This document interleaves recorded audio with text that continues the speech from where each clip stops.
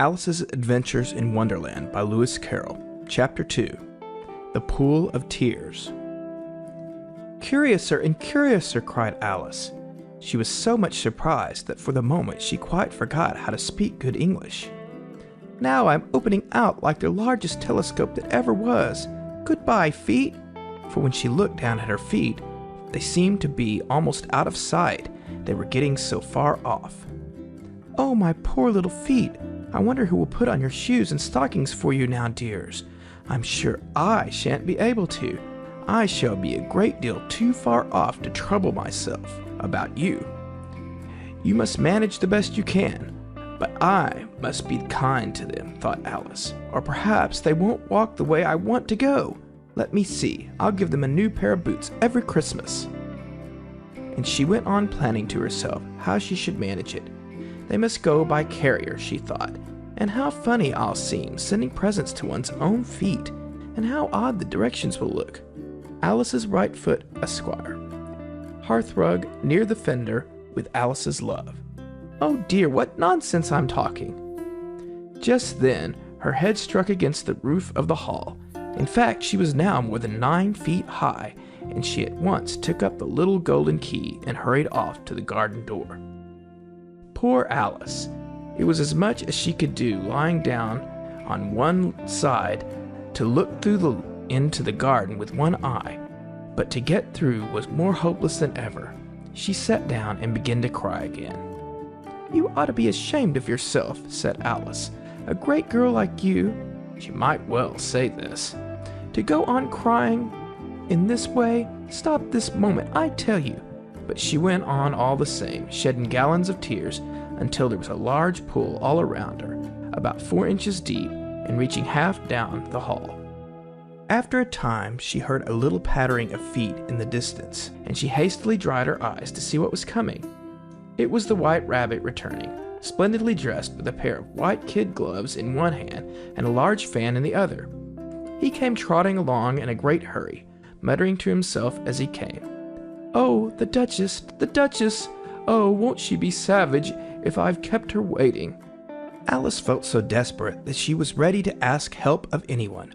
So when the rabbit came near her, she began in a low, timid voice, "If you please, sir."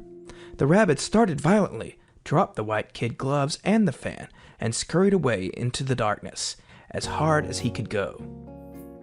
Alice took up the fan and gloves, and as the hall was very hot, she kept fanning herself all the time she went on talking. "Dear, dear, how queer everything is today, and yesterday things went on just as usual. I wonder if I've been changed in the night. Let me think, was I the same when I got up this morning? I almost think I can remember feeling a little different, but if I'm not the same, the next question is, who in the world am I? Ah, that's the great puzzle." And she began thinking over all the children that she knew that were of the same age as herself, to see if she could have been changed for any of them. "I'm sure I'm not Ada," she said, "for her hair goes in such long ringlets, and mine doesn't go in ringlets at all. And I'm sure I can't be Mabel, for I know all sorts of things. And she, oh, she knows such a very little. Besides, she, and I'm I. And oh dear, how puzzling it all is. I'll try if I know all the things I used to know. Let me see, 4 times 5 is 12, and 4 times 6 is 13, and 4 times 7 is... Oh dear! I shall never get to 20 at that rate. However, the multiplication table doesn't signify. Let's try geography. London is the capital of Paris, and Paris is the capital of Rome, and Rome... No, that's all wrong, I'm certain. I must have been changed for Mabel. I'll try and say, how doth the little... And she crossed her hands on her lap as if she were saying lessons, and began to repeat it. But her voice sounded hoarse and strange, and the words did not come the same as they used to. How doth the little crocodile improve his shining tail, and pour the waters of the Nile on every golden scale? How cheerfully he seems to grin, how neatly spread his claws, and welcome little fishes in with gently smiling jaws. I'm sure those are not the right words, said poor Alice, and her eyes filled with tears again as she went on. "I must be Mabel after all, and I shall have to go and live in that poky little house, and have next to no toys to play with, and oh, ever so many lessons to learn. No, I've made up my mind about it. If I'm Mabel, I'll stay down here. It'll be no use their putting their heads down and saying, 'Come up again, dear.' I shall only look up and say, 'Who am I then? Tell me that first, and then, if I like being that person, I'll come up. If not, I'll stay down here till I'm somebody else.' But oh dear," cried Alice, with a sudden burst of tears, "I do wish they would put their heads down. I am so very tired of being all alone here." As she said this, she looked down at her hands, and was surprised to see that she had put on one of the rabbit's little white kid gloves while she was talking.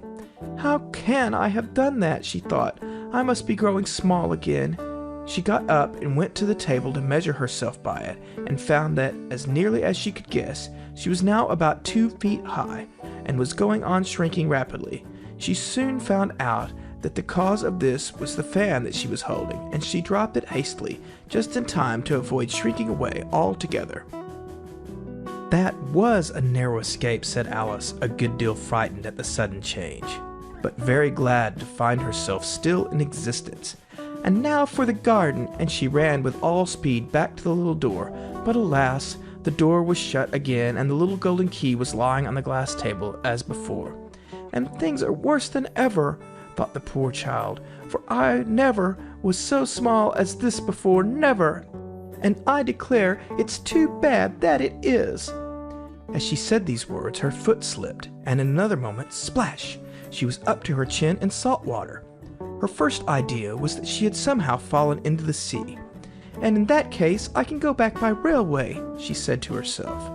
Alice had been to the seaside once in her life, and had come to the general conclusion that wherever you go on the English coast, you find a number of bathing machines in the sea, some children digging in the sand with wooden spades, then a row of lodging houses, and behind them a railway station. However, she soon made out that she was in a pool of tears, which she had wept when she was 9 feet high. "I wish I hadn't cried so much," said Alice, as she swam about, trying to find her way out. "I shall be punished for it now, I suppose, by being drowned in my own tears. That will be a queer thing, to be sure. However, everything is queer today." Just then she heard something splash about in the pool a little way off, and she swam nearer to make out what it was. At first she thought it must be a walrus or hippopotamus, but then she remembered how small she was now, and she soon made out that it was only a mouse that had slipped in like herself. "Would it be of any use now," thought Alice, "to speak to this mouse? Everything is so out of the way down here that I should think very likely it can talk. At any rate, there's no harm in trying." So she began, "Oh, Mouse, do you know the way out of this pool? I am very tired of swimming about here. Oh, Mouse." Alice thought this must be the right way of speaking to a mouse. She had never done such a thing before, but she remembered having seen her brother's Latin grammar, a mouse of a mouse, to a mouse, oh mouse.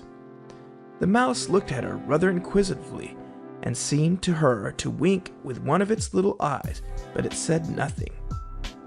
"Perhaps it doesn't understand English," thought Alice. "I dare say it's a French mouse, come over with William the Conqueror." With all her knowledge of history, Alice had no clear notion how long ago anything had happened. So she began again, "Où est mon chat?" which was the first sentence in her French lesson book. The mouse gave a sudden leap out of the water and seemed to quiver all over with fright. "Oh, I beg your pardon," cried Alice hastily, afraid that she had hurt the poor animal's feelings. "I quite forgot you don't like cats." "Not like cats?" cried the mouse in a shrill, passionate voice. "Would you like cats if you were me?" "Well, perhaps not," said Alice in a soothing tone. "Don't be angry about it. And yet, I wish I could show you our cat, Dinah. I think you'd take a fancy to cats if you could only see her. She's such a dear, quiet thing," Alice went on half to herself as she swam lazily about in the pool. and she sits purring so nicely by the fire, licking her paws and washing her face, and she is such a nice soft thing to nurse, and she's such a capital one for catching mice. Oh, I beg your pardon, cried Alice again, for this time the mouse was bristling all over, and she felt certain it must be really offended. We won't talk about her any more, if you'd rather not. We, indeed, cried the mouse, who was trembling down to the end of his tail. As if I would talk on such a subject. Our family always hated cats. Nasty, low, vulgar things. Don't let me hear the name again. I won't indeed, said Alice, in great hurry to change the subject of conversation. And you, are you fond of dogs? The mouse did not answer, so Alice went on eagerly. There is such a nice little dog near our house I should like to show you. A little bright-eyed terrier, you know, with such long curly brown hair, and it'll fetch things when you throw them, and it'll sit up and beg for its dinner, and all sorts of things. I can't remember half of them, and it belongs to a farmer, you know, and he says it's so useful, it's worth £100. He says it kills all the rats and... Oh dear, cried Alice in a sorrowful tone, I'm afraid I've offended again. For the mouse was swimming away from her as hard as it could go, and making quite a commotion in the pool as it went. So she called softly after it, Mouse dear, do come back again, and I won't talk about cats, or dogs either, if you don't like them. When the mouse heard this, it turned round and swam slowly back to her. Its face was quite pale, with passion, Alice thought, and it said in a low, trembling voice, Let us get to the shore, and then I'll tell you my history, and you'll understand why it is that I hate cats and dogs. It was high time to go, for the pool was getting quite crowded with birds and animals that had fallen into it. There was a duck and a dodo, a lory and an eaglet, and several other curious creatures. Alice led the way, and the whole party swam to the shore. End of chapter 2.